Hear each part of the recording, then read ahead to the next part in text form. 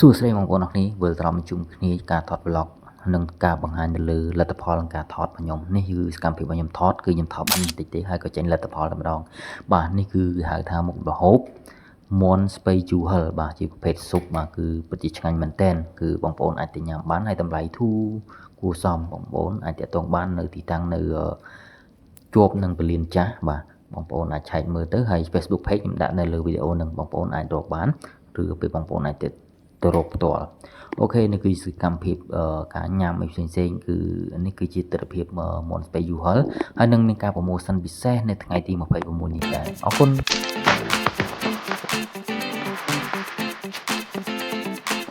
ស្ដីអ្នកទាំងអស់គ្នាស្នេហ៍ថ្មីថ្ងៃនេះខ្ញុំទៅប្រមូលឃើញខាងសុខភាពជាតិស្មាតខ្ញុំឆ្លងមកឆ្លងមកនៅទីក្រុងភ្នំពេញបាទនិយាយពីរសជាតិវិញនោះគឺថាធម្មជាតិខ្លាំងមែនតើអញ្ចឹងហើយទៅប្រចាំបច្ច័យរំលែកជាមួយអ្នកទាំងអស់គ្នាទៀមហ៊ានតែម្ដងអ្នកទាំងអស់គ្នាគឺ Henry ឯង Decor ឡើងស្អាតនិងមានអនាម័យខ្លាំងមែនតើហើយហាងនេះនឹងបានសម្ពោធជាផ្លូវការនៅថ្ងៃទី26ខាងមុខនេះហើយហើយនៅថ្ងៃបានសម្ពោធនឹងមានការបញ្ចុះតម្លៃ20%ទៅលើមុខម្ហូបទាំងអស់តែម្ដងដល់ក្រុមហ៊ុនមានការចុះស្លាកពីថ្ងៃទីប្រមូលសិនពិសេសបែបនេះមិនងាយមានអ្នកទាំងអស់គ្នាអញ្ចឹងអ្នកអាចចង់ញ៉ាំដល់កុំភ្លេចមកចំថ្ងៃក៏ជារសជាតិបានគឺរសជាតិតាមតែម្ដងសកលគឺដឹកមកឲ្យថ្ងៃរថ្ងៃកំងភ្លៀងពួកយើងហាន់ជូនអ្នកទាំងអស់គ្នាដល់ក្រោយជាមួយសរសៃសាច់វិញគឺថាពណ៌ក្រហមស្រស់មែនតើទៅលើចានខ្ញុំយ៉ាងណាក៏អត់ស្គាល់មិនថាជាប្រភេទសាច់សរសៃខាងក៏សាច់កំពូលចឹងក៏ឬសាច់ស្មាក៏ទេគឺបានចេះទៅតាមហេតុមួយយ៉ាងច្បាស់លាស់ដល់និយាយពីរសជាតិសាច់នឹងបាននេះគឺមានលក្ខណៈពិសេសរៀងៗខ្លួនជាលោកចូលទឹកសុបតែទីបានពីនេះគឺថាអាចញ៉ាំបានហើយស្រស់ហើយទុំបានឆ្ងាញ់ខ្លាំងមែនតើតែទឹកសុបហ្នឹងគឺរងាចេញពីឆ្អឹងគោសុបតែម្ដងទឹកសុបឆ្ងាញ់ឈ្ងុយតែមានរសជាតិកងទៅជាលោកគ្រប់មកគ្នាតែសុទ្ធសឹងតែជាទឹកជ្រលក់រសជាតិបែបឆៅឆាំទឹក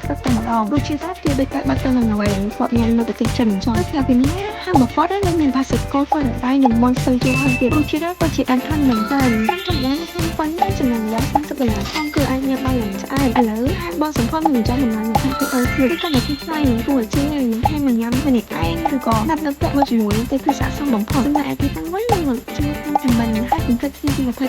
បងសម្ផស្សទាំងអស់គ្នាមកថតខាងបងសម្ផស្សនេះគឺថាមានតម្លៃពិសេសបែបនេះទៀតទេជិះទៅនៅវីដេអូក្រោយ